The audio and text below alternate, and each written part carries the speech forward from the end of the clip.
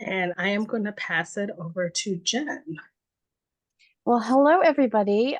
Thank you so much for having me tonight. I am so excited to, be able to talk about Nancy Drew again and Millie Benson and talk about how she was a real life Nancy Drew. And so I'm going to just really quickly share my PowerPoint. So just 1 second, everyone, while I do that. I just have to go into Dropbox and share. And this should be pretty quick. Okay, here we go. All right. So the topic of tonight is Mildred Wirt Benson, a real life Nancy Drew. And you can see Millie in a photo from the 1940s here. A lot of books and series that she wrote. Just to introduce myself for those of you that don't know me, I know a lot of our Nancy Drew sleuths and some members of our social media and Facebook groups are probably here tonight as well. So you know who I am, but for those who don't know me, I am president of Nancy Drew Sleuths. We are a fan group of fans and book collectors and scholars who write about and research Nancy Drew. You can find us at nancydrewfans.com. We put on Nancy Drew conventions every year. We have a series zine called The Sleuth. We do official merchandising through Simon & Schuster, who own the rights to Nancy Drew. And we love to donate Nancy Drew books to libraries. That's something we try to do every year to get these wonderful books in the hands of kids. Here's just briefly a few images from some of our conventions and events. And if you'll notice, the top left, right in the top left corner was from our first unofficial Nancy Drew convention where we met Mildred Wirt Benson in Toledo, where she was still working as a journalist back in 2001, the year before she passed away. I also write and research about Nancy Drew and consult on Nancy Drew, and I have my own website you can find at nancydrewsleuth.com. You can learn all about Nancy Drew, collecting, lots of information on how to date your books and figure out what you have. Information about all the Nancy Drew collectibles, historical information about the history behind the scenes. You can learn about the biography that I'm writing about Mildred Wirt Benson. You can see information about my donation of my Nancy Drew collection a few years ago to the Toledo Public Library, and lots of stuff.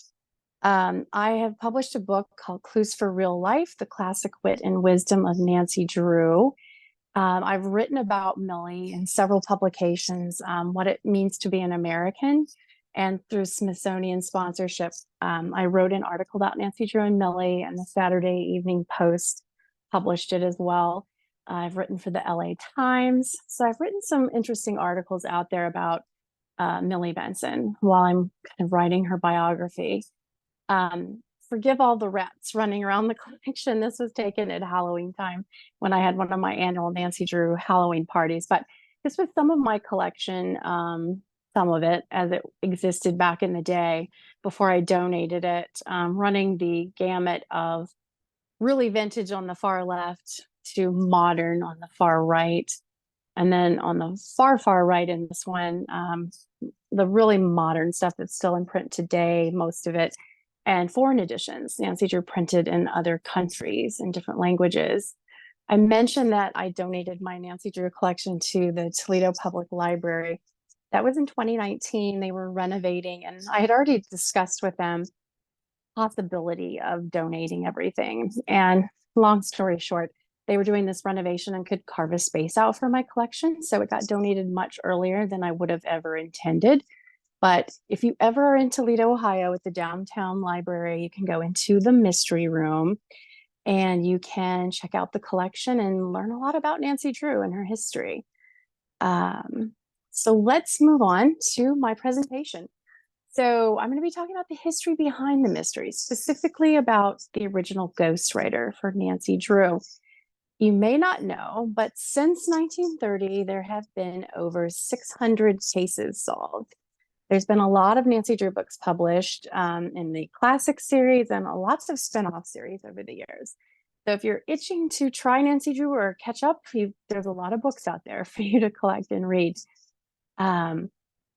Most fans remember Nancy Drew as being that, a very nostalgic, timeless character. She was independent, she was bold, brave, loved to have adventures, loved to solve mysteries, always tangled herself up in the schemes of the villains and matched wits with them, had to sort of save herself and rely on her own strengths to get herself out of perilous situations, all those fun cliffhangers we remember from the books. And a lot of that tenaciousness and stubbornness and drive to get to the bottom of things and right wrongs comes from her original ghostwriter.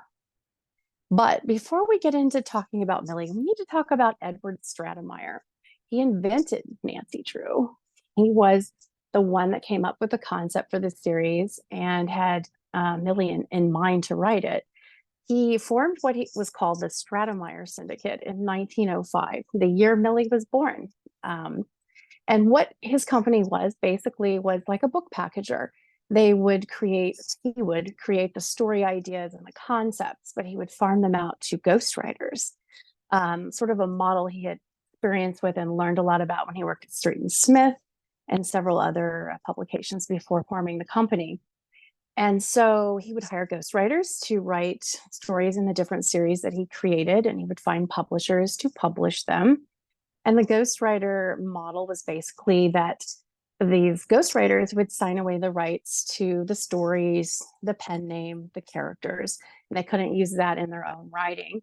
And it would all belong to the Stratemeyer Syndicate, and they were paid a flat fee for doing this. In fact, when Millie first started writing the Nancy Drew series, she was paid $125 per book. And I know some of you are thinking, especially after millions of these books have been sold and many for many years, that $125 doesn't sound like a lot. But back at the time they were ghostwriting these books, $125 was pretty good money for just a couple, 3-4 weeks of work at the time. And so it was pretty good money for the pay. And that's why these ghostwriters were doing this. Most of them considered it just a job, something to add to their resume or building their writing, career as they're doing their own writing. And that's sort of how Millie got into it a little bit. By 1934, Fortune magazine came out with an article on the syndicate and compared Stratemeyer to Rockefeller. As oil has its Rockefeller, literature has its Stratemeyer. And they stated basically that Nancy Drew was outselling the boys series, even by, in the Great Depression period. She was definitely a bestseller. Just briefly, I'm going to talk about the Drew team. These are the people who were involved in Nancy Drew's success in the 1930s. That made her the success that she is today and kind of set that foundation for this series to be so popular and still in print today. I mentioned Edward Stratemeyer on the top left. Then we had Millie next to him. And then second from right is Russell Tandy. He's the man who illustrated the original Nancy Drew books. And then next to him is Edna Stratemeyer Squire. She was Stratemeyer's daughter, his youngest daughter. And she was most heavily involved with the Nancy Drew series in the 1930s. In the middle here on the far left, we have Harriet Stratemeyer Adams, Stratemeyer's eldest daughter. And she also was involved with the Nancy Drew series. And then once Edna sort of left the company in semi-retirement, heading off to Florida, she sort of ran the day-to-day operations and took over a lot of the series and managed the company for quite a long time after that. Far right, we have Grace Horton. She was the model by the mid to late 1930s. The original model appears to have been inspired by Millier, a French artist who had these boudoir beauties and little statuettes and things with these flowing, scarves and sort of the look of the original Nancy from the covers. Bottom left, we have Harriet Otis Smith. She was Stratemeyer's handy assistant at the syndicate and was there to help transition to his daughters when Stratemeyer died. Next to her is Walter Carrick in the naval uniform. He wrote 3 volumes in the 30s when Millie refused to take a pay cut during the Depression. And they are very good mysteries as well. And lastly, Grosset and Dunlap from Grosset and Dunlap, the publishers. So this is what I kind of call the Drew team. These people were all involved in setting that foundation and success for Nancy Drew. in all aspects, publishing, behind the scenes at the syndicate, the illustrations, but the writing of the books, the writing is what endears a reader to the story and the characters. Working on about a three and a half page outline, Millie fleshed out that book into 210 book-sized pages and gave Nancy Drew a whole dose of pluck and gumption and bravery that she herself espoused over the years. If you want to learn more about Millie and kind of what I'm doing with her biography, you can go to my website, nancydrewsleuth.com/Mildred Wirt Benson for more information. I could talk volumes about this woman, so I'll try to keep it pretty brief tonight and give you the overview. Let's start at the beginning. Millie was born in Ledora, Iowa, July 10th, 1905. And she's a couple years old here with her brother. She had an older brother. Ledora was a very rural town, about an hour out of University of Iowa in Iowa City. The house there is still there. It's got some updates to it, but here's Millie as a child standing on the front porch.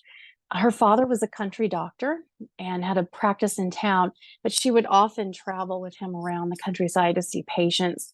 She sort of had to seek out adventure. I mean, when you live in a small farming community, there's not a lot going on, especially back at that time when you're seeking adventure. So she kind of had to make her own adventures. She loved to read. She was a voracious reader. She loved to write.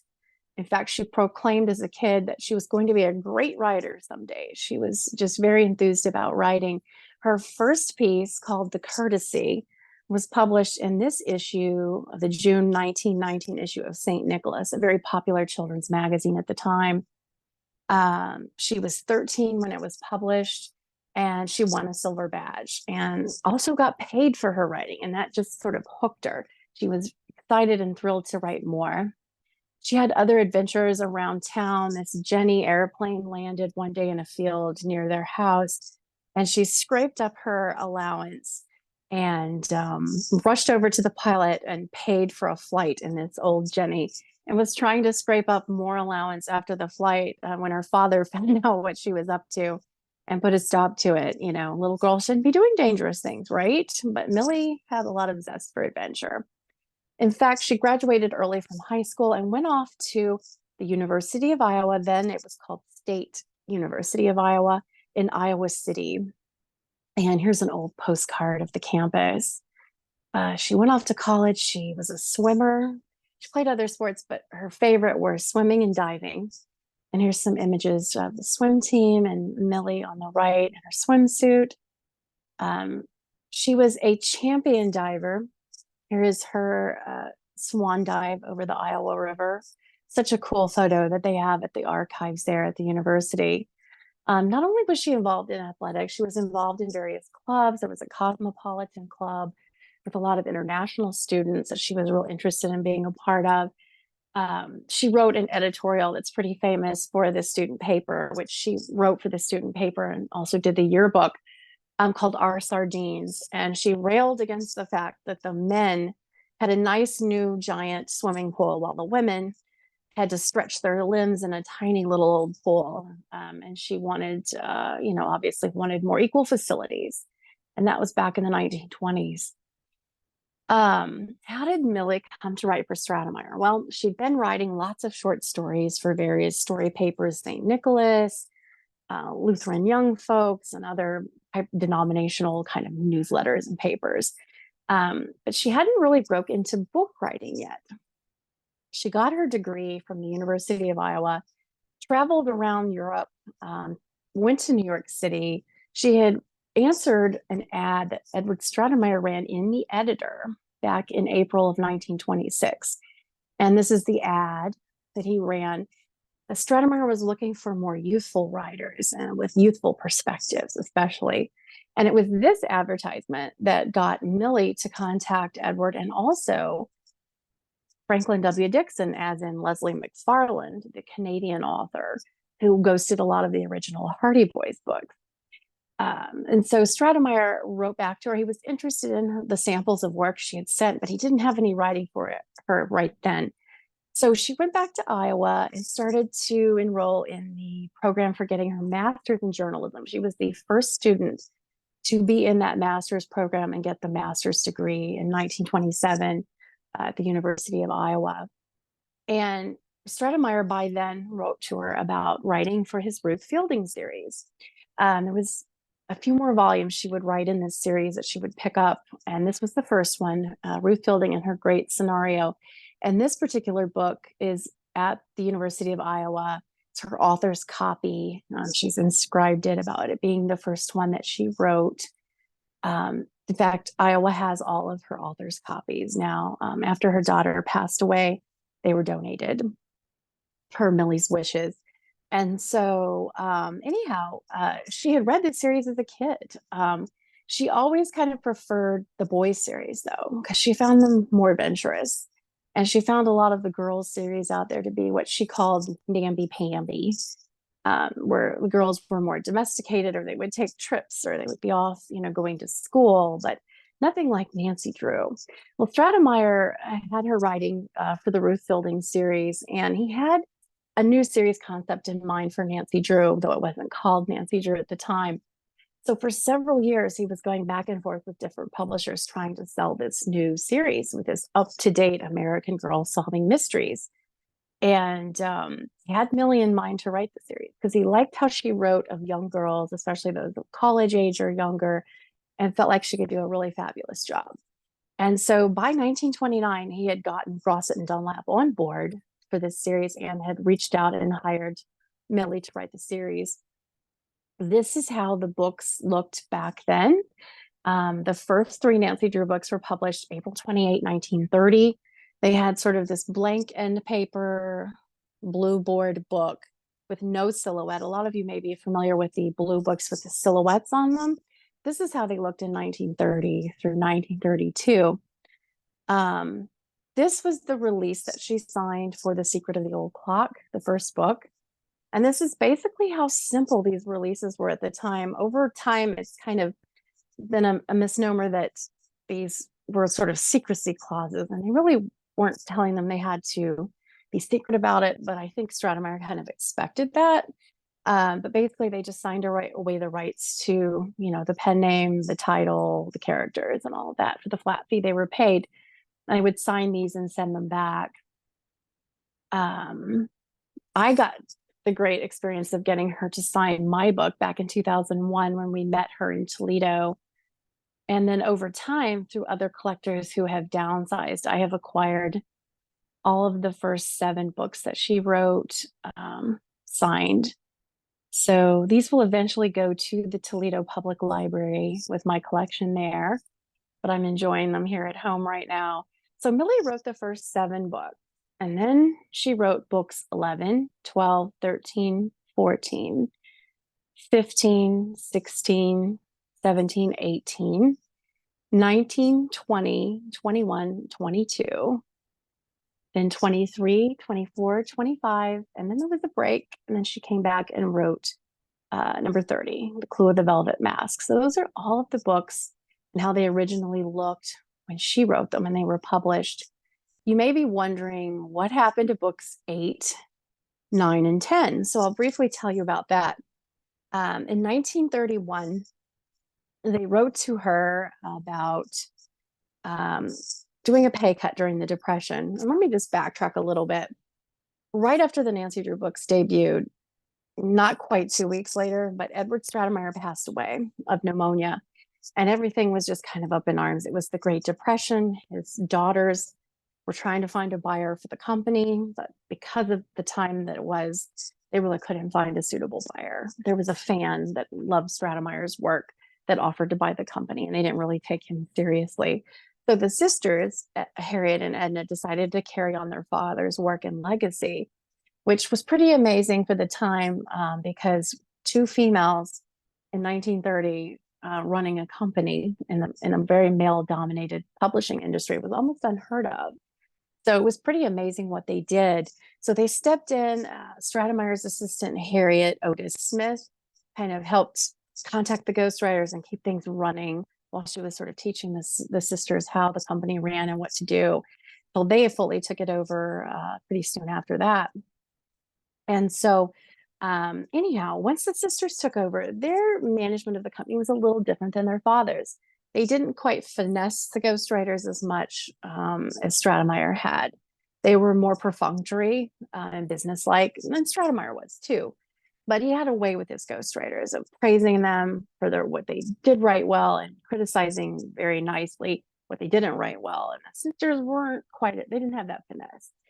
By 1931, because of the Depression and because of sales dropping off and other issues with their different series, they wanted to do a pay cut for all the ghostwriters. They also didn't give out yearly bonuses anymore like their father had done. And those bonuses helped a lot with these writers, some of them that struggled, to make ends meet working for Stratemeyer. And so when Mildred got the letter about that, she felt like, in fairness to herself and the fact that she had written for several years for the company and her pay hadn't really increased, that what she was currently being paid, $125, was really as low as she was willing to go. And so, it went back and forth between her and the sisters for a little bit, and she stuck to her gumption. She did not want to take a pay cut. And so they had been working with Walter Carrick, the naval man I showed you previously. He was working on another series for them. And so they hired him to write 3 Nancy Drew books, but he didn't really work out well for them. He was a good writer. He had a great sense of humor. But he had a problem with revealing that he was Carolyn Keene. And the syndicate did not like that because they wanted people to think the pen names were the author and nobody know that these other people were writing behind the scenes for continuity's sake and that sort of thing. And so that's how she came to not write those particular 3 volumes. And then later on, she didn't write books 26 through 29. It was a period of transition at the syndicate where they were trying to bring things more in-house. And there had been some issues in the last second to last Nancy Drew book. It was at a time that Millie's first husband was very sick and not doing well health-wise. And so there was some issues getting the book done and the quality of the writing suffering a little bit because she was going through a really rough time with her husband and trying to take care of the family and work and everything like that. And so, long story short, she came back to write number 30. And then after that, that was all the Nancy Drew books that she wrote. But her writing career over time, from the 1920s to the mid 1950s with the syndicate and then her own books through the end of the 1950s, she published 135 books, a lot of books that were not syndicate books. And these are her author's copies, a bunch of them that exist in a special shelf that our fan group helped get made to house those in the Women's Archive at the University of Iowa, where a lot of her personal papers and writing papers and other scrapbooks and things had been donated. So there's a lot of interesting things at Iowa. In fact, United for Libraries gave her a plaque, a literary landmark plaque that was dedicated in Toledo in 2015. It hangs right outside the room where my collection is now. Outside of Nancy Drew, she had quite an interesting life. And this is where we kind of get into some of those Nancy Drew-like exploits. She had a lot of adventures growing up as a kid. She wrote about a lot of adventures. She wrote about things that she did later in life. Like she wrote about flying stories back in the day, and then later became a pilot.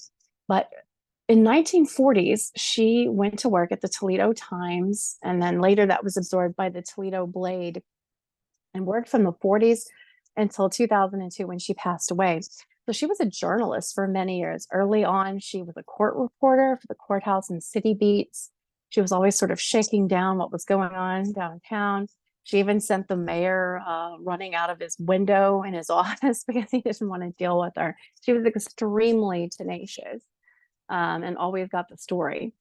And she was also told when she went to work in 1944 for the Times that, the men were off at war. And they told her, you're going to be the first one that might be fired when they come back. And so she kind of took that and ran with it. And she was not going to be fired and did not get fired and was still working in her 90s, when she passed away. So she was quite stubborn, but her writing, her journalism, her books, that sort of drove her. That was her passion. I mentioned she took up flying later in life. She had a column for the Times, Happy Landings, where she had a lot of flying stories and even went flying up in the Pepsi Skyrider, open airplane here. She always had this zest for adventure later in life. Here's a few images of her at her desk at the Blade. Here's her having a little bit of fun one day. She was pretty professional and businesslike, so to see this photo is pretty neat. Here's her plane. She owned her own plane, got her pilot's license, had all sorts of different licenses, including commercial, seaplane, all the gamut of that. Loved to fly. She would go to fly-ins. She flew until her late 80s, if you can believe that. Would just go all over the place. Let's see. Then, of course, by the late 50s into the early 60s, she was traveling down to Central America to Mayan sites in Guatemala and those areas. And she would go down crocodile-infested rivers, as she described it, with native guides and just kind of hack her way through with a machete through areas. They weren't really opened up to tourism back then. And so she was getting to see artifacts being brought up at digs and in Mayan temples by archaeological digs that were going on down there. And she just absolutely loved it. But in 1960, she made a trip down there to Guatemala City and surrounding areas. And this was the year after her husband passed away, her second husband. She had a second husband she married. He was the editor of the Toledo Times after her first husband passed away. And he passed away suddenly of a stroke, and they were going to leave the next day to go on one of these trips. She ended up going on the trip, and she ended up having this incident, and I'm going to flesh it out more in the biography, but she was basically kidnapped down there. And this was 1960 in the spring, in April. And because the family has been so wonderful to let me see her papers and letters and things like that, we uncovered this spiral notebook, which details what happened to her when she was kidnapped. There was also a letter to the American consul in Guatemala about the incident. And here's just a brief look at that. Several page letter about what happened to her.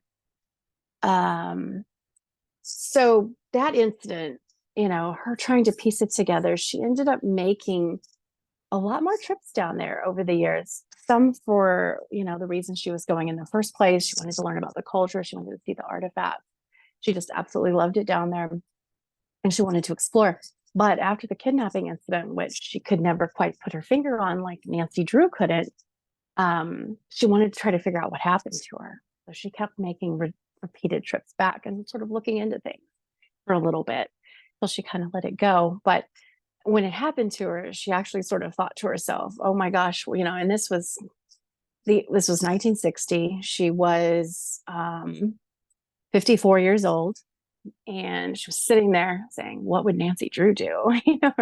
Or actually, it's more like, what would Millie Benson do? And she used her wits like Nancy Drew would and got herself out of the situation and escaped.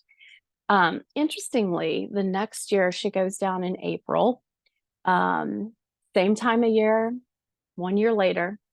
And just a day or two after Millie hits Guatemala City, guess what happens? The U.S. government deports Carlos Marcello, the mobster, to Guatemala City.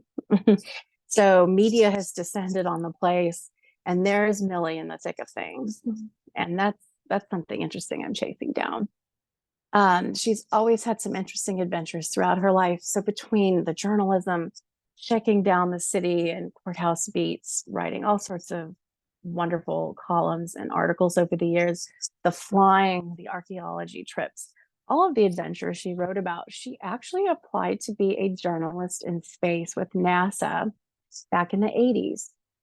And tragically, this did not pan out for her because of the Challenger explosion that happened in the mid 80s. They kind of scrapped the program of sending civilians for a while. But her NASA application and all the supporting documents and letters of recommendation that are so fun to read are at the Toledo Public Library in the rare books room there. her typewriter, one of them, was donated to the Smithsonian. It travels around sometimes in shows. I'm not so sure it's always on display there, but if you're ever at the Smithsonian. Now, Millie had this amazing career. She was like a real life Nancy Drew, but not that many people knew about her because they thought Carolyn Keene was real, except for those who knew. But in the 60s, a fan and reader of Nancy Drew and other books similar to that, Jeffrey Lapin, discovered Millie. He is the one that officially discovered her. He was on a trip, went to a resource library, and discovered a listing. And this is one of the volumes he was looking at. Keene, Carolyn, C. Mildred Augustine Wirt. Because over the years, a lot of these authors and ghostwriters kind of revealed their writings to these sort of reference books.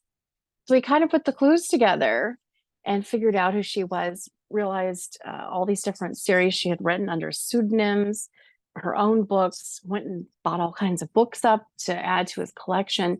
And then in 1969, Saturday Review had an article about the syndicate and Nancy Drew, and it didn't mention Millie Benson. So he looked her up and reached out to her and met with her in Toledo, and they became fast friends. And he worked for many years to help get her recognition for having been the original Carolyn Keene.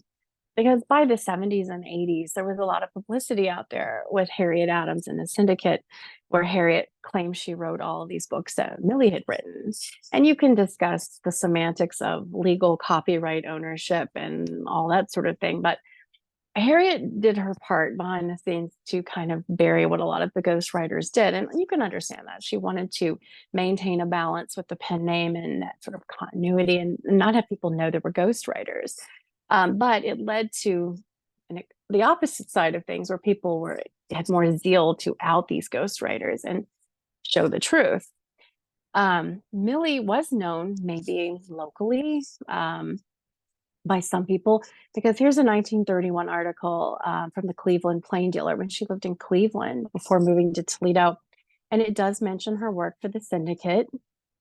There was a few articles between then and the 1970s that might mention her, but they were usually local papers or something, small. They weren't national publicity.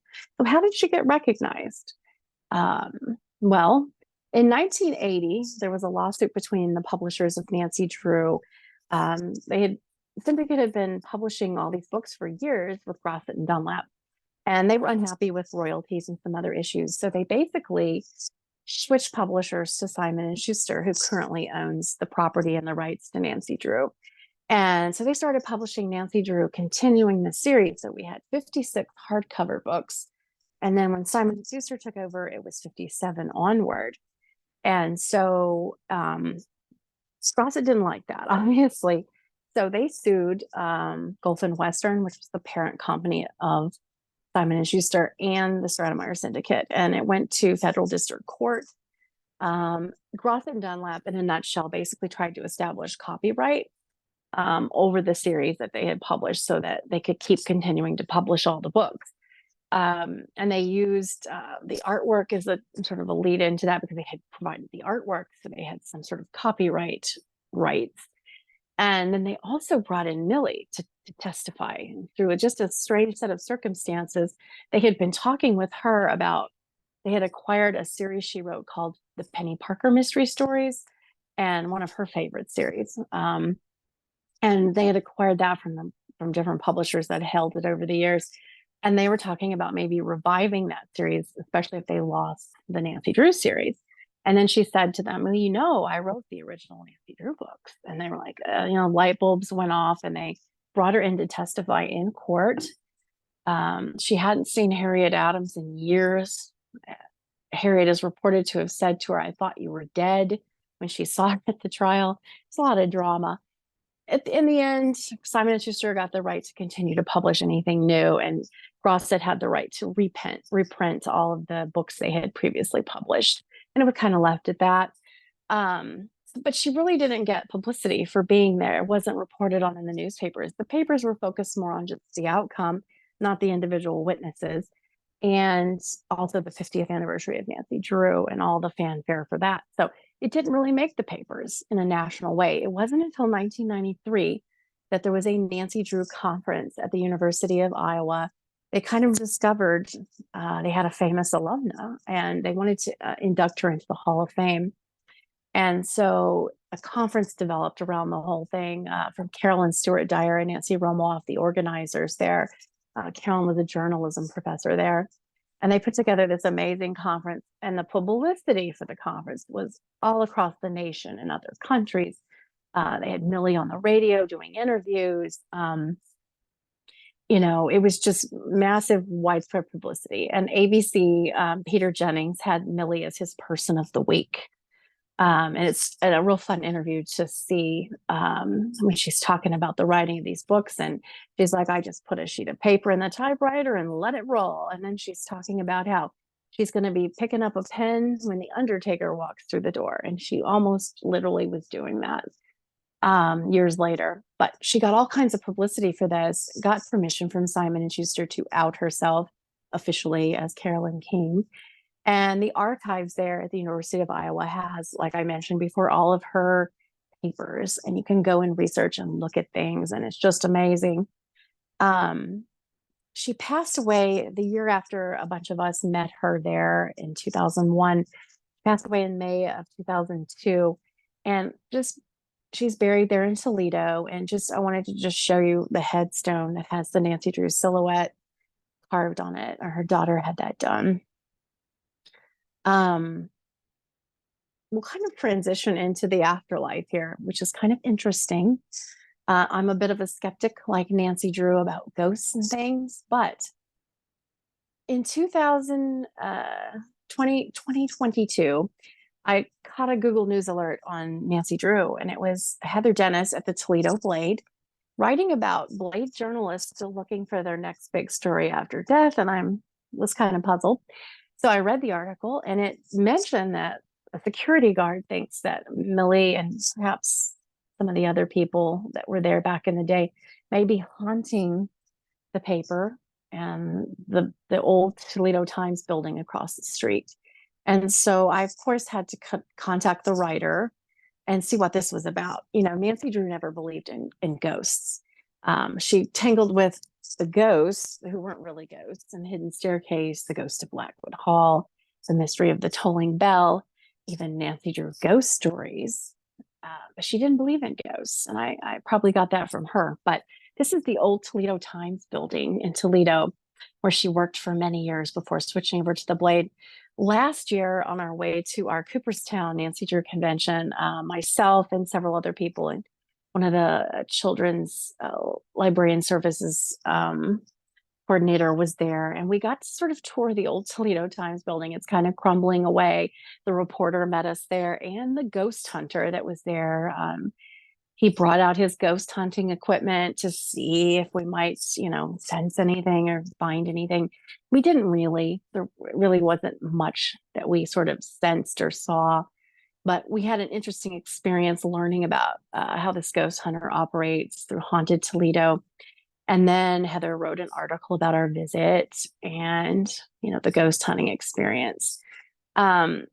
Whether Millie is actually haunting the Blade or the Times building, I have no idea. But I think if she was going to haunt something or a place, this was a picture of her old writing room in her home. And the writing room as it existed after her daughter passed away, and it was getting ready to have things sent off to Iowa and the rest of it for an estate auction. I think if she was going to haunt anybody, she would be haunting the person who purchased the house that turned her writing room into a closet. So all humor aside, I'm not sure if she's haunting the Toledo Times or has a presence there, but one thing's for sure, her spirit, and through Nancy Drew's spirit, definitely lives on years later and will continue to live on, because Nancy Drew was such a timeless, a nostalgic character. She inspired so many kids to go on and do more in their lives. People of all ages, so many generations since 1930, and most of the women on our United States Supreme Court cite Nancy Drew as an influence in their lives. So that's pretty amazing. Um, Later in life, at times she didn't understand what the fuss was all about, but then she kind of came to get it the more she dealt with fans and the more people wrote to her. She said, now, so much later in my life, women still tell me how they identified with Nancy Drew and that Nancy Drew gave them confidence to be whatever they wanted to be. And that's been the most rewarding aspect for everything. And so, if you want to learn more about Mildred Wirt Benson and Nancy Drew, here's some resources. You can screen capture this. It's nancydrewsleuth.com, my website. I also have a blog linked from there where I did 31 blogs on all things Nancy Drew, from collecting and the books, the collectibles, the history behind the series, and so much more if you want to learn a lot more about Nancy Drew and Millie.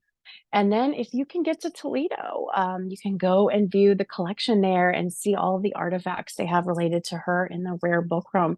In the rare book room, they also have one of every book she's written. They have all of her 135 published books, donated by a local collector. His name was Rick Sayers, who collected all of her books. And so those are some great resources. If you want to learn more about that, you feel free to contact me if you have questions. You can follow along on the progress on the biography. I'm not sure when I'm going to fully get it done because I keep coming up with more and more exciting research opportunities to learn more about her. So anyhow, I hope you've learned a lot, and I hope you enjoyed. I hope you enjoyed the presentation and seeing all of the images and learning more about Millie. Oh, thank you so much. I really did enjoy it. I am looking forward to when you get the biography out. We'll definitely be adding it to our collection. One of the questions that did come through the chat was, did Millie Benson have any fears? Did she have any what? Fears. Oh, fears. Fears. Mm-hmm. Oh, goodness. That's an interesting question. I think one of her biggest fears, she was pretty fearless. Let's put it that way. I think like when she was younger, and there's always that period we all go through where you might have some self-confidence issues, but I think through her writing and everything she did, she kind of overcame that. But later in life, in the 1970s, backtrack real quick to 1930s. She signs these releases for Nancy Drew. She writes these books, but the releases don't include anything about movies and television. So at the end of the 1930s, they kind of have to have her, and they did it in kind of a strange way, sign away her rights to movies without actually having her realize she's doing that necessarily. So by the 70s, knowing what happened to her in the 1930s, she gets wind that there's going to be a TV series being produced, and there was in the late 1970s, but she kind of got a wind of it and wrote the wrong company out in California inquiring about possible television rights she might have. And then it got forwarded to the syndicate and their attorneys, who then sent her a very scathing letter about the release she had signed and threatening her if she tried to pursue anything, they would sue her and on and on. And I think from that point on, especially, she was more nervous about saying anything or having to tangle with the syndicate. And then later, Simon & Schuster bought the rights in the mid 80s after Harriet Stratemeyer Adams passed away. So she kind of ran scared a little bit, was a little hesitant. In fact, I believe it was in Michigan, for one of the Detroit papers, there's an article in the late 70s, I think it was. And there's been so many articles, but the writer was even kind of like, Millie Benson's running scared here. She seems paranoid. The author, I guess to him, the writer didn't think it was a big deal, but to Millie, she thought it was a big deal. And that's why when they did the big conference in 1993 at the University of Iowa, she worked with an attorney to reach out to Simon & Schuster and officially recognize her so she wouldn't have to worry about anything at the time. She was so worried about it by then. So that may have been some of her biggest fears. She was maybe a little fearful when she got kidnapped in Guatemala, but kind of channeled that what would Nancy Drew do energy and got herself out of it. And then clearly not fearful because she kept going back down to kind of investigate what happened. So she was just extremely tenacious. Yeah, when you said there was an incident, that was not what I expected to come after in that sentence.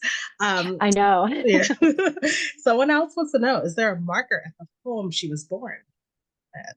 Oh, it does have something there if it's still there, because it's part of one of those, like, where they have the historical spots in a state or area, and you can kind of travel. And there is a little marker there in front of the house. If you drive right into Lador, it's so small. There's like a main road. You'll pass like elevators and an old bank building, and just a little further down on the left, there's the house. And it does have a marker there, about being part of that historical route of places in Iowa.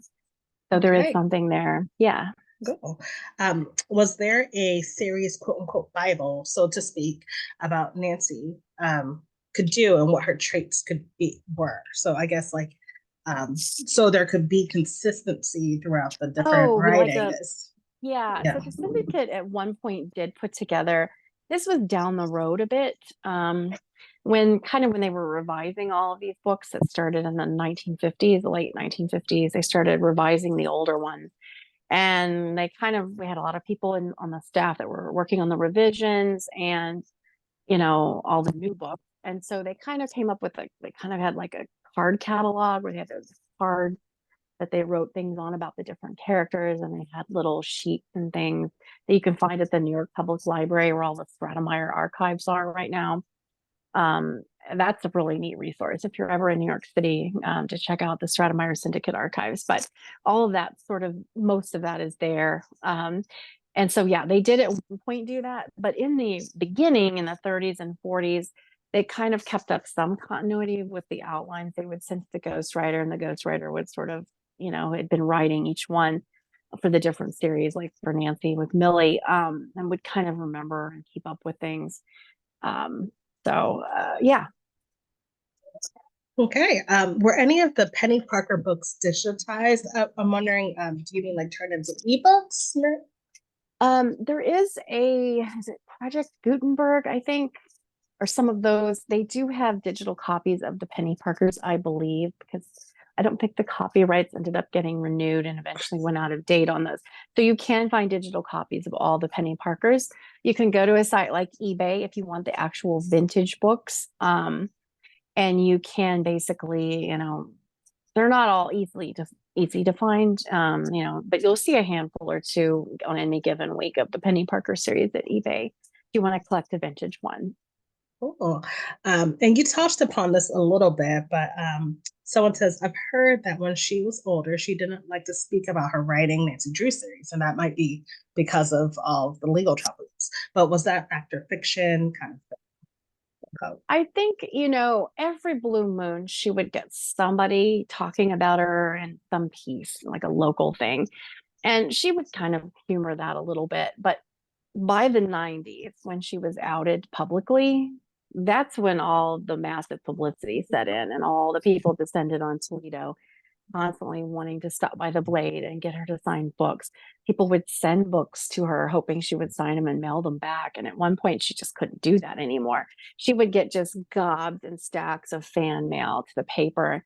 And, at that time, in the 90s, she's in her 80s and she's still very professional. I mean, she was always very professional about how she did her work and maintained herself at work. And the interruptions from people, I think she didn't care for, because it interrupted her work. But she would try to humor people. But it got very overwhelming after that conference in the 90s, especially as her health started declining in her eyesight, through macular degeneration and an issue with a surgery that happened. Her eyesight got really bad. So it was hard for her to see. It was hard for her to write. I have some signatures, when she signed my books in 2001, where she's using her little black Sharpie because she could see it better as she wrote, rather than a pen. And the writing is sometimes hard. Sometimes it'd be 20,001. It was hard for her. They had to kind of set up a computer with large fonts in her office to kind of help her. She had people at the paper that would help her with her copy at times in those last several years. And then she had a good friend at the Blade, who was the librarian there, that would help her with other things like dealing with fans and fan mail. And at one point, I think they had sort of a form letter they just started sending out to people, because she just wasn't able to respond to all of that. And there's a funny interview, I think it was in 2001, She kind of went into early 2002 before she passed. She went into kind of semi-retirement. The Blade kind of got her to sort of retire, but yet she still was coming in to write a monthly column. So she was still coming in every week to work on that. Anyhow, there different people from different news outlets came to film and talk to her. And there's this one, I don't remember which one it was. It could have been NBC or CNN, but she was in the library at the Blade or the conference room, and her helper was there with some fan mail, and we're having her look at fan mail, for the piece. And her friend was like, here's one from Wisconsin. And Lily's kind of like, oh, that's probably nothing. And I think she got a little overwhelmed by all of that, especially near the end. But she was pretty gracious. She was very gracious with our group of our Nancy Drew Sleuths group that went to see her in 2001. There was like 12 of us, but she still had us at the conference room at the Blade, and she talked to us and signed books, and was real nice about it. She interviewed me for an article she was writing about our visit. And I think she kind of learned to appreciate the fans and their love for these books, and how they appreciated what she did in the writing of these books, and kind of putting a little of herself into them as well. She came to appreciate that. So being well known as being the original Carolyn Keene was a blessing and a curse at the same time in some ways. Yeah, thank you. Another question, in addition to, you're just getting a lot of thank yous, and this was very interesting, just to let you know. A lot of people really enjoy nice. this. Yeah. But another question that came up is, how much of Nancy Drew in her visual iteration was Edward Stratemeyer's design? Oh, how much of Nancy Drew was Edward Stratemeyer? So he wrote this 3+ page outline, and he basically set the setting for it. Nancy Drew was to be bright and update, and the typical American teenage girl solving mysteries. He had little sprinklings of quotes and things for different chapters, and kind of what the action scenes were to be. Nancy's going to Moon Lake. Nancy finds this. Kind of those transitions. He basically wanted her to be, like I said, kind of a bright, up-to-date American teenager, a little different from previous series, a little similar to Ruth Fielding, but obviously younger and not aging, and solving mysteries. And so he definitely had that sort of influence. He kind of farmed the series out to Grosset. He didn't really have a specific name. Like, he called her Stella Strong, Nan Drew, Diana Dare. And so Grosset kind of ended up picking Nancy Drew and lengthening it, Nan Drew, and lengthening it to Nancy Drew. It was really kind of a collaborative effort in there in the beginning, and kind of figuring it out. And then Millie got the work to do the first 3 books. And there was a back and forth between her and Edward. Edward was sort of like a mentor to her. She'd written several Ruth Fieldings. She'd done a lot of short story writing, but he was helping guide her through the process of these books, and how he wanted them to be written through the letters back and forth. And for the most part, she did a very good job on a lot of it. He would find areas he wanted her to redo, so she would redo parts and send them to him. He didn't redo them himself. And it just was a very collaborative effort. And I think she looked up to him sort of as a mentor, and appreciated very much his direction and his guidance.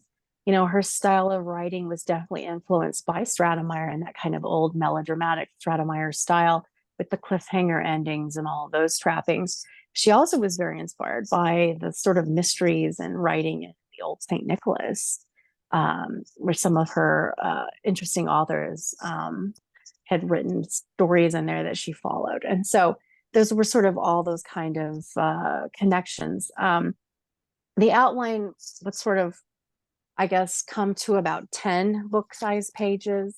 So the other 200 pages of the book were her writing. And so a lot of the fleshing out of Nancy, and the characterization and the description and the flow of the story definitely came from Mildred. Oh. All right, thank you. So someone said that Nancy Drew and the Dana girls, I'm hoping I'm saying that right, what got her interested into reading, and it was a very informative program. Someone else wants to know, how did she escape in Guatemala? How did she escape? So she was kind of locked in and she managed to she got out of the room, and then she was in this kind of, I don't know how you describe it, kind of like a restaurant and bar type area of this hotel. And there was stuff going on. There was people dancing, and then there were all these people who were involved in whatever was going on with her. And she sort of did this little can dance thing through the dancers to the door and sort of a distraction, and then took off and ran for it. And so it didn't look back, made her way to the consulate and other arrangements and got herself back home. But it was kind of almost like a comedy, and like a dramedy comedy, kind of thing. But she basically, was able to kind of overpower someone as they came into where she was locked in and took off. So yeah, it was a very interesting situation. If it had happened a year later when Carlos Marcello was down there, it might have been even more interesting. But it was happening at a time when there was unrest building, and anti-American unrest in Guatemala, and a lot of political stuff going on. And she was a journalist, but she was down there, for pleasure, for fun, for vacation. And I think between the local officials and the archaeological officials there from a university in Pennsylvania doing a big dig, that something was going on, and they were suspicious about her because of her being a journalist. And I think that's kind of what led to the incident. They were not sure what she was really up to. And she really was just there for a vacation and to learn more about the Mayans. So, yeah. I look forward to reading about it in more detail when the book comes out. Yeah, and thank goodness the Notebook is pretty good writing overall. Her writing could sometimes be all over the place and just crazy. So translating what she wrote in the Notebook hasn't been too hard, thank goodness, because that was a hugely important story of her life and her, her travels down there. Did any of Mildred's descendants write any Nancy Drew books? Her descendants, no. Her daughter was not a writer, and she was not really interested in the books much. So there was no interest there. Basically, the syndicate just went from Millie to Carrig, back to Millie, to several one-off ghostwriters, back to Millie one more time. And then, another one, and then Harriet pretty much is credited with writing most of the rest of them until she passed away. So there's basically 8 ghostwriters officially for the classic series. And then since the 1980s, there's been tons of ghostwriters for all the paperbacks that Simon & Schuster has done, all the spin-off series, but nobody in Millie's family has written any of those. To kind of piggyback off of that, what's your favorite? And this is my question, and I'll get back to the rest of the ones in the chat. What's your favorite modern kind of like revamping of Nancy Drew? That would probably have to be the Nancy Drew Files series. It came out in 1986, and I was right at that age of about to be going into high school. So it was kind of hitting my age target of, through high school age kids. And it was a spinoff, and it was a series kind of set in suburb of Chicago. River Heights was considered a suburb of Chicago. And they were more glamorous mysteries. Nancy Drew was solving murders, which she never did in the classic series. And there was more romance in them. They were kind of competing with a lot of the YA fiction at the time. And Sweet Valley High was a big series back then that I read as well. But I love the File series. I've always liked that one. And if I was going to name something really modern, currently in print from Simon & Schuster is the Nancy Drew Diary series, and the Clue book series is the one for the little kids, where Nancy's younger and solving mysteries around school in her neighborhood. But the Diary series has its hit and misses, but I like that they went back to like having an actual illustrator, and rather than using this clip art and just strange stuff they were doing for the Nancy Drew Girl Detective series. But overall, I think the File series is my favorite. My least favorite, you didn't ask that, but I'm going to tell you. My least favorite would be the Nancy Drew On Campus series, which did not last very long. That sent Nancy off to Wilder University to have lots of wilder adventures.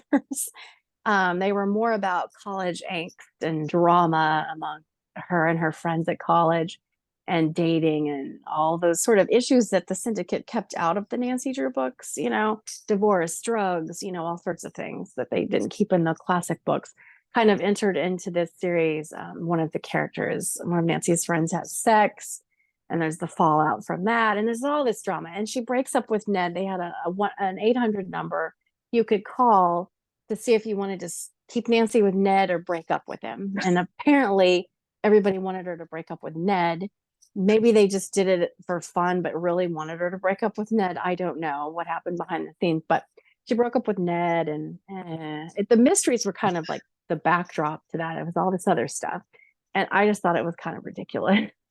Yeah, that doesn't sound like what people read Nancy Drew for. No, I mean, not that she wasn't quite the role model she was in the classic books, let's put it that way. But I mean, they did bring some realism into it, and I'm sure some people liked that aspect of it. But if you prefer classic Nancy Drew in that sort of format, these are very different. But I did collect them for the collection, so they are in Toledo.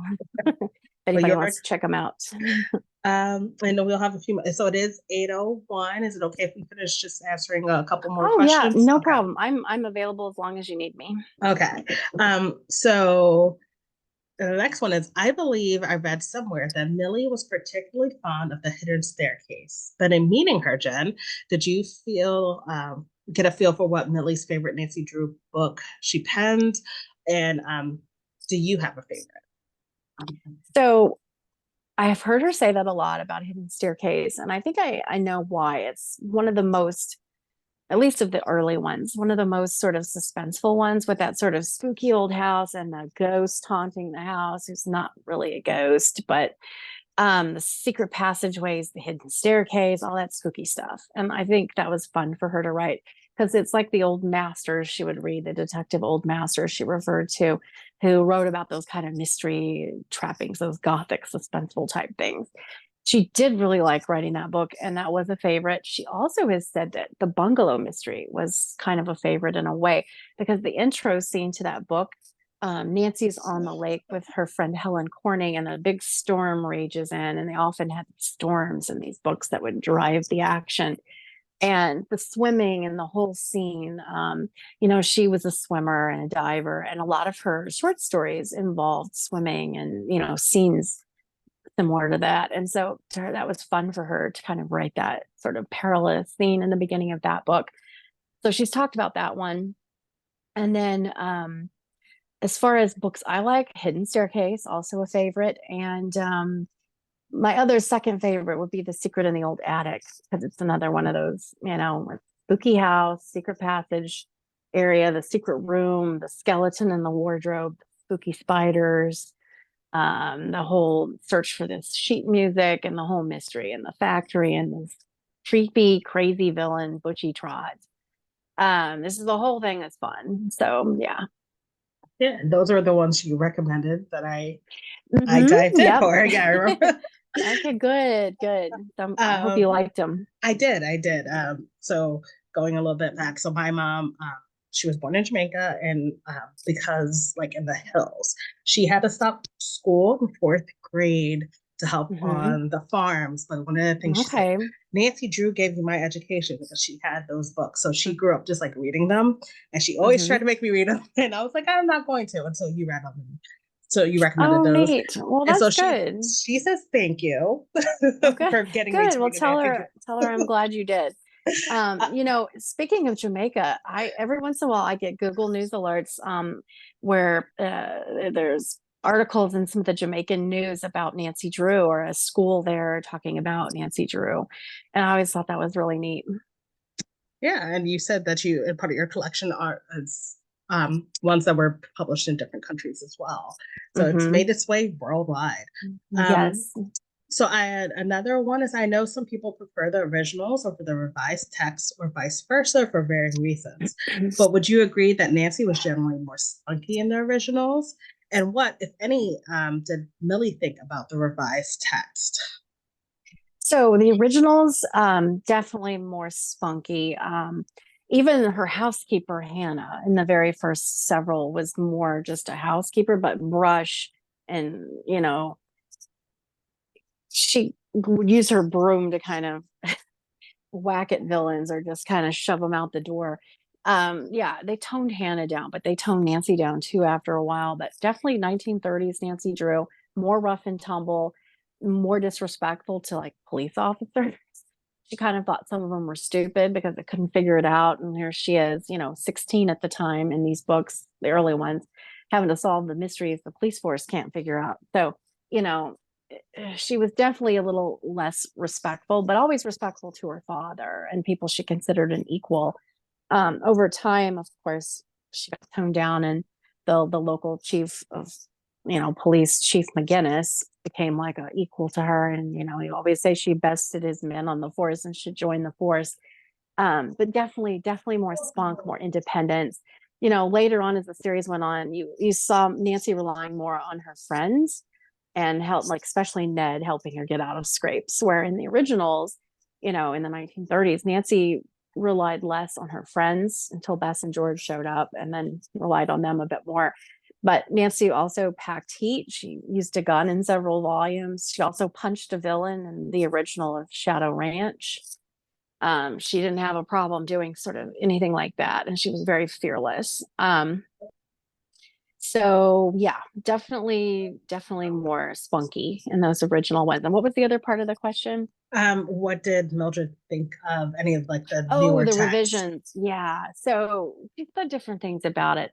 The more interesting quote was she thought they took the spice out of them. That's kind of her fun quote about that later on in life. And they did in a way, when they shortened them, still there are, when you read an original right next to a revised version of it, especially for the ones Millie wrote in the early ones, you'll see there are whole paragraphs that sometimes end up in the revision, or parts of sentences or different things. They've just cut out some of the action. They've cut out some of the subplots. Sometimes they add in a subplot, but a lot of it, that writing Millie did, is still in there to some degree, but it's been cut down. So definitely they're more choppier, they're more fast paced. And that's what I grew up on. You can see them behind me, all these yellow spines, and a lot of them were the revised versions by the time I was reading them. I guess they probably all were. And so I had to sort of discover the originals, which is kind of what got me into collecting and researching back in the 90s, when I realized that Nancy Drew went back to 1930 and I had no clue. And so I had to get up to speed. So I got to busy sleuthing behind the scenes and learning about all this stuff I didn't know about. Right. And the last two questions. So, do you know if she had any opinions on the film and TV adaptations of Nancy Drew? Since there were the Bonita movies, the 70s show, and the 1995 show. So 1930s movies with Bonita Granville, there's a couple of comments she makes in letters to the syndicate about, oh, we caught the movie last week, and it's this and that. Nothing really opinion wise on what she thought of it. So I'm not really sure. I've never run across anything about that. She was around in the 1970s for that series. I mentioned she wrote to the producers, or who she thought was the producers, about television rights. And I haven't read a whole lot of what she thought about the 70s series either. I think she tended to just sort of see all of this stuff that came after her as a, I'm not going to say alternate universe, but just a result of Nancy Drew being around a long time, and how maybe it wasn't quite like her Nancy, and that was mostly okay, but I think she kind of preferred her books and her style of Nancy. Do you have a favorite model for Nancy's look, or a favorite illustrator? Yeah, that's a good question. I think, I grew up with Rudy Nappy, who illustrated a lot of the Nancy Drew books, and a lot of the covers, most of them on the books I was reading. And so I always loved that look for Nancy, that sort of Titian-haired, flip-haired Nancy. And when I discovered all these books went back to the 1930s, I started uncovering, the originals and the original art by Tandy. And I have to say, Tandy's probably my favorite. I just absolutely love how beautiful she is on those covers. She looks so sophisticated. I mean, she was 16 in the original books, and she looks like a girl more in her 20s on those covers. I mean, it's probably due to the style of them, the vintageness of them, the old style of clothing. They just have more of a sophisticated, older look. But they absolutely brought Nancy Drew to life. He just added a real spark to her face, to her expressions, that mystery and suspense. He really had a good way of pulling that out of the character on the covers. And so I think Tandy's probably my favorite, but I absolutely love the nappies too, because that's what I grew up on. And then when we got into the very end of the 70s and the early 80s, when Simon and Schuster took over and we're doing paperbacks, we had the Ruth Sanderson covers. And I was buying those as a kid. Those were coming out right as I was reading these books. And I absolutely loved the new kind of more modern look of Nancy Drew on the Ruth Sanderson covers. So I love those as well. All right. And the final question of the evening. Do you prefer Helen Corning or Bess and George tagging along in Nancy's mysteries? That's a good question. Millie tended to prefer like a one person helper for her sleuth or heroine in her books. That was kind of more her style. And she did do a press conference. And I don't mean to upset anybody by saying this, but she did do a press conference in 93 at the University of Iowa when they were inducting her in the Hall of Fame and had her speaking to the press. And she said she always thought Bess and George were two stupid characters. And then you hear that and you're like, oh no, Millie, did you have to tell everybody that? But yeah, I think she preferred probably Helen Corning, but I think she kind of had her fun with Bess and George because, Bess was this dreamy, romantic character who loved boys and fashion and food, obviously. And then there was George, who was very blunt and brash and just said whatever was on her mind. So I almost think she gave a little bit of George, a little bit of her personality too, in some ways. But they were like the foil to Nancy Drew. And I think, some of that was for comedy or for humor in a way. And to kind of offset and make Nancy look like this, perfect version of both, maybe. But yeah, I think she preferred Helen Corning to Bess and George. Well, what about you? Do you have a me? Let's see. I think probably Bess and George because they're in so many of the books. I kind of found, even Nancy says, she couldn't quite totally trust Helen. She was kind of a natural gossip, Nancy says in one of the books. So she didn't always trust Helen with what she was doing. Like when she went to Moon Lake and Old Clock and she wanted to go check out the Topham bungalow, she wasn't telling anybody where she was going. Of course, when she was locked in the closet, left to starve by the villain, she was regretting not telling Helen where she went. But yeah, I mean, and then Helen just kind of appeared randomly throughout the rest of the series every blue moon after she was married off. And it was okay. I liked her okay. But I think probably Bess and George, I prefer to Helen. All right. Well, I want to thank you so much. I'm going to send out the links that you mentioned and any other information we have about Nancy Drew that's in our collection. But thank you so much and have a great evening, everyone. Yeah, thanks so much for having me. I hope everybody had a great time. You can find me on the links, Facebook, social media, if you want to reach out. So see y'all later. All right, bye.